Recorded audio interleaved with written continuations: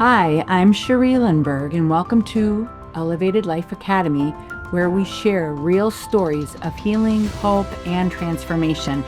Tune in to hear how everyday people are rising above and lighting the way for others. So, welcome to another episode of Elevated Life Academy, and I am your host, Cherie Lindberg, and today I'm going to do something a little bit different.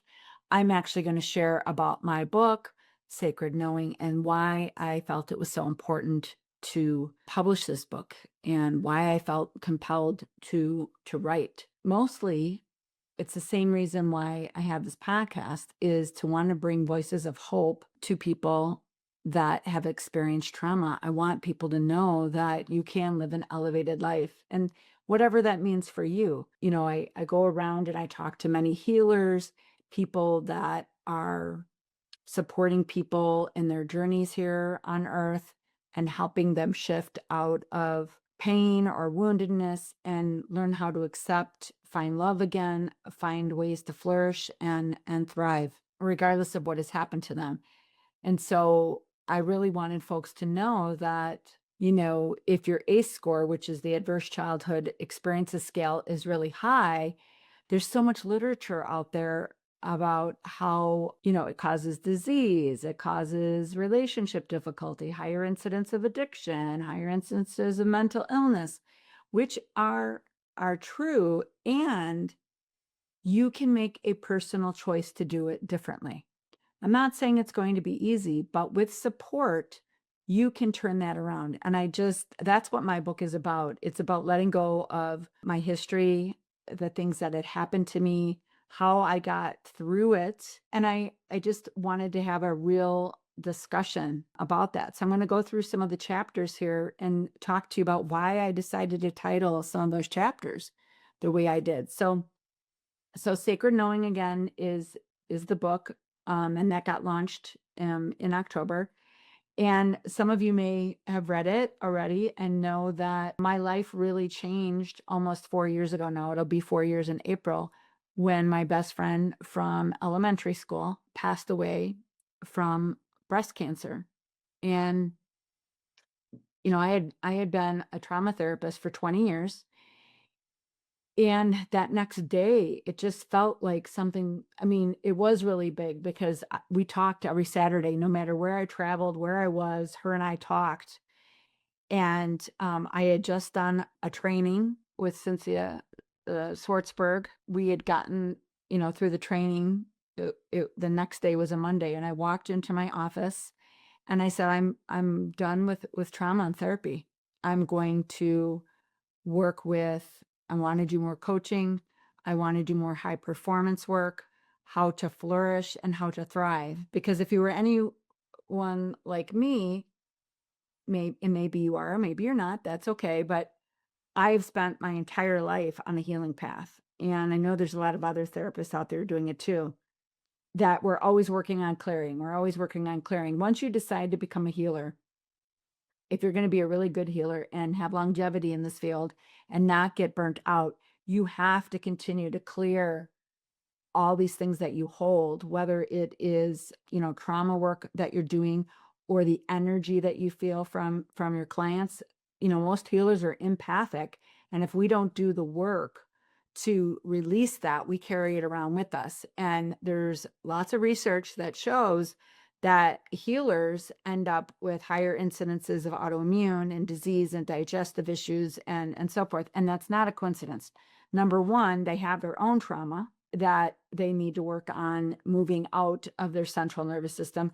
And then because they're holding space for people's trauma, that equally, affects us. And so when you choose this path, it's not an easy one. And I didn't know that when I chose this path. I naturally chose this path because I was the family counselor.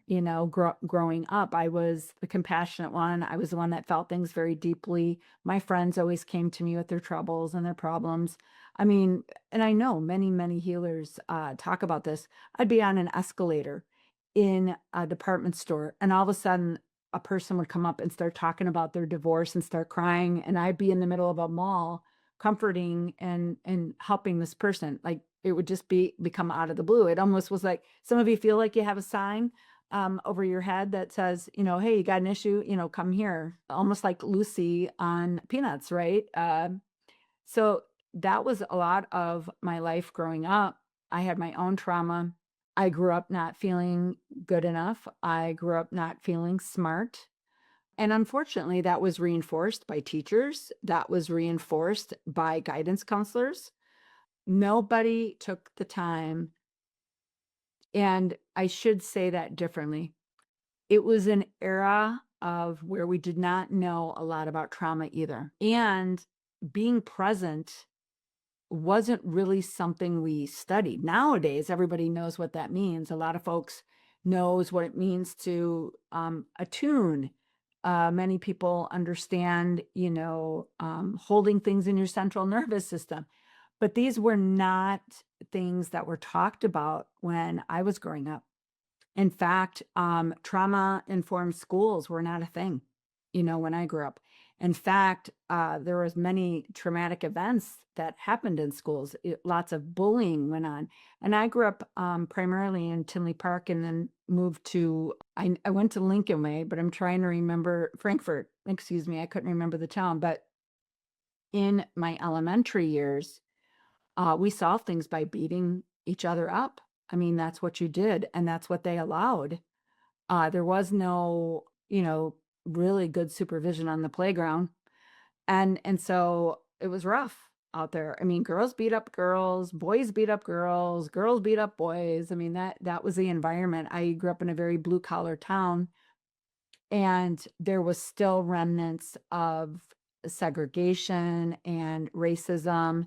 And the high school that I went to in Tinley Park, they were busing a lot of diversity into the schools. It was a struggle, all of us trying to get along, because this wasn't what had happened, and so now they just threw us all together without any support on how do we manage our differences, how, adults couldn't even do it. And here they were expecting, high school students to do it. And so it was, very, very challenging. But the reason I wrote this book is that when my best friend passed away,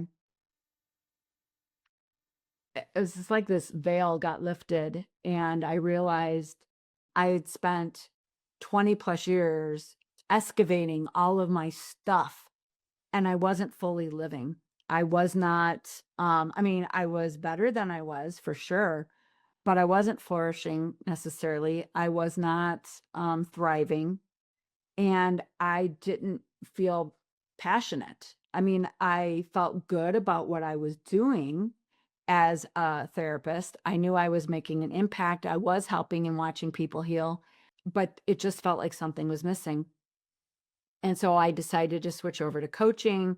I took a parts coaching training. I took a flow coaching training. I studied more about flourishing and thriving and how to hardwire your system for happiness. And I started to use Brainspotting to teach others, business owners that were in the same situation that I was. They knew there was something more. They wanted to be, reconnected to their vision in life. They wanted to feel the spark and the passion again. And so that's the work that I'm doing now. And this book came out of all of this. And so I talk about Kim in the very beginning. She was one of the first people that I told when I was a kid that I saw ghosts, and I saw her grandmother who had passed away in the house that she lived in. And it was so hard because as a young kid, I wanted to spend the night. You want to spend the night over at your friend's house and so forth. And every time, 2, 3 o'clock in the morning, grandmother would show up, and she would show up as this very, it's hard to describe, like a light, but you could see a silhouette of a figure. And then I could hear a voice in my head. She wanted me to, talk to Kim for her. And it would freak me out as a kid, right? Because this was between 3rd and 6th grade. My parents would tell me it was my overactive imagination. And I told myself it was my overactive imagination. Kids called me the weirdo. things like that. But I was terrified because it would happen. And then I'd have to call my dad. Kim's mom would get upset, rightly so, because we'd be waking her up in the middle of the night. My dad would drive and come pick me up, and every time he would just talk to me about how it was my overactive imagination and so forth. And I did not realize, like, I was a very intuitive child. I was very could pick up on things. I could read energy, did not know any of that. And I think a lot of that came because of my trauma. I could read a room. I knew what was going on with everyone to keep myself safe. And I think those skills just got amplified as I continued to study in this field. The second chapter in this book is all about attachment and attunement. And so I talk about how attachment really impacts our ability to connect with another. It really impacts our ability to take in another's perspective and our physiology of how to emotionally regulate ourselves. Like, it starts from day one, right when we come out of the womb. And if we have caregivers that are very attentive to us, they help us, they co-regulate with us, and they help us.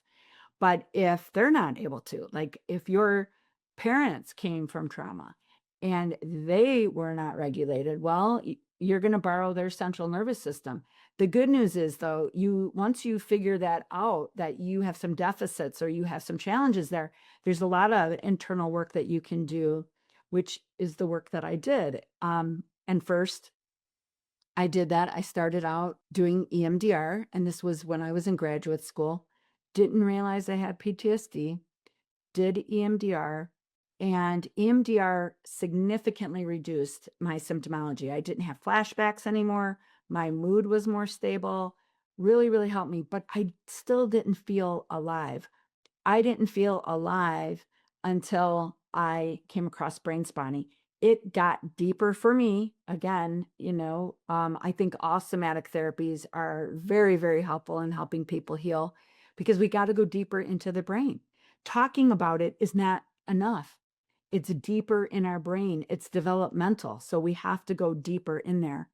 And so Brainspotting, I say, made my soul come alive. This is when I went deeper into my parts work. And what that means is parts of me that were stuck developmentally. Like, I was stuck at 8 years old developmentally, because that's when my biggest trauma happened. And of course, what was associated with that? Well, elementary school trauma memories, right? I couldn't focus.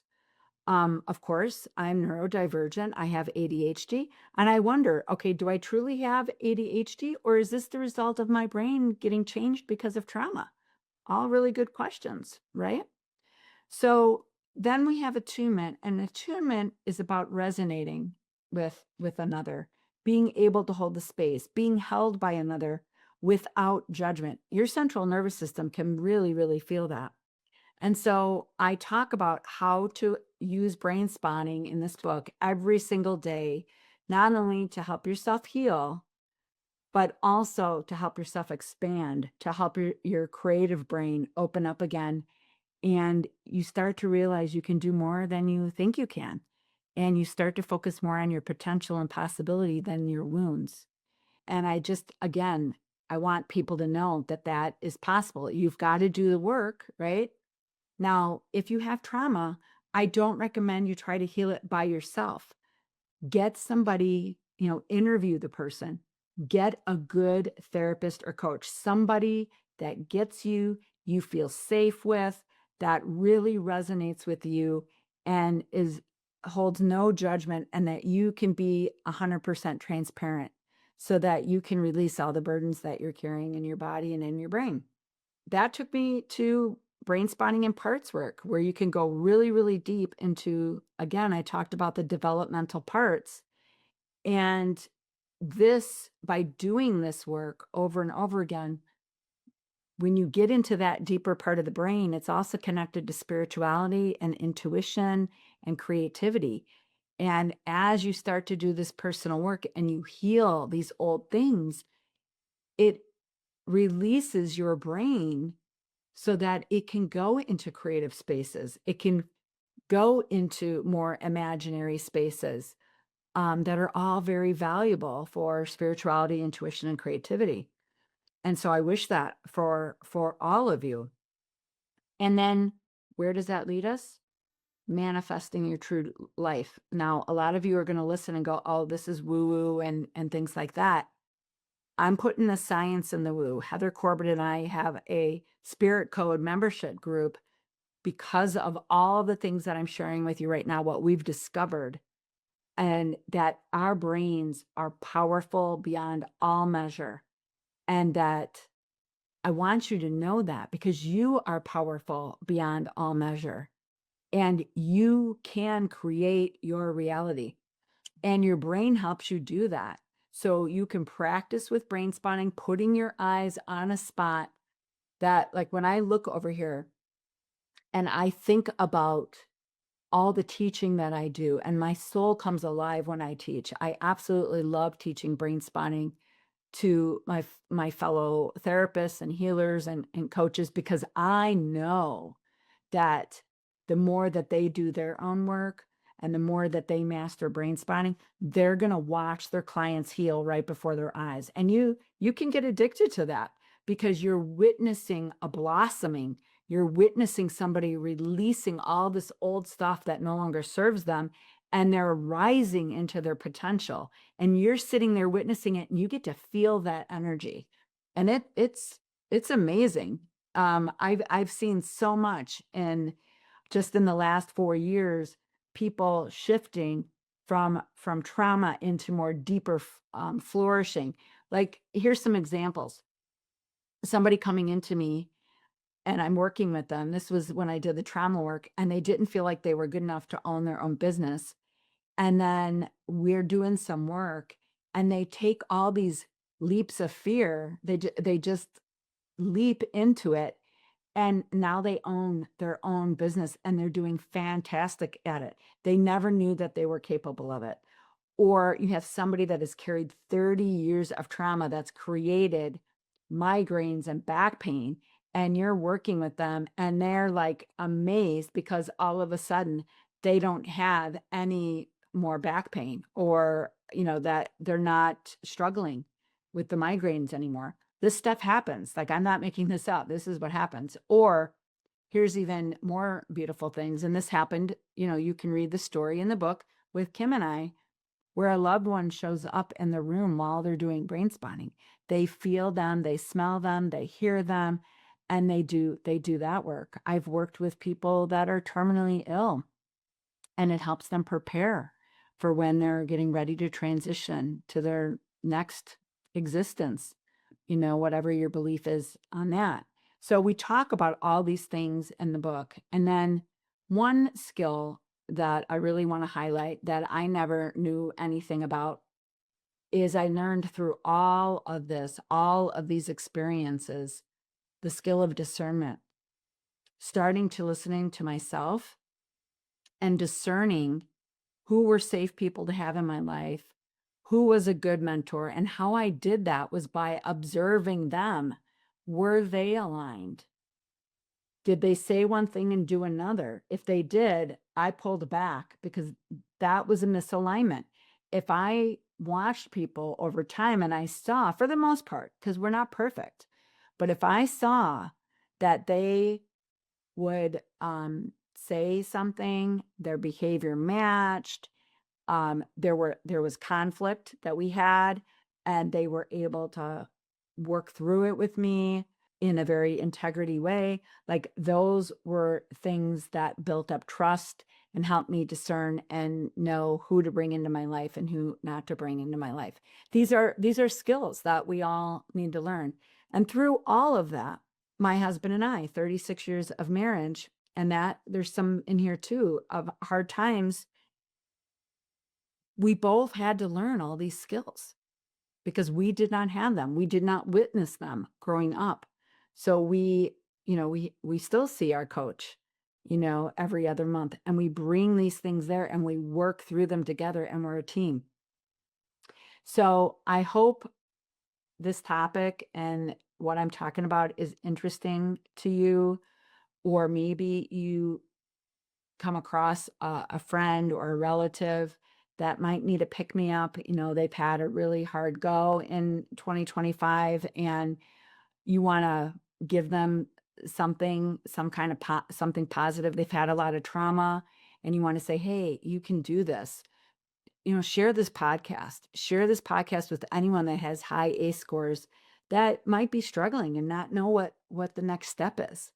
I would love it for you to read my book and give me some feedback and let me know what you think about it. Was it helpful? That is the biggest reason that I put it out there, is that I was hoping that it would be helpful and impactful for people that have had severe trauma in their life. I just wanted it to be something that was out there that was hopeful. If I can do it, so can you. I want everyone to know that. And so, as I've said before, thank you so much for listening to Elevated Life Academy, Stories of Hope and Healing. I hope you find this story helpful and hopeful, and that you might share it with a loved one or a friend. Until we meet again, thank you so much.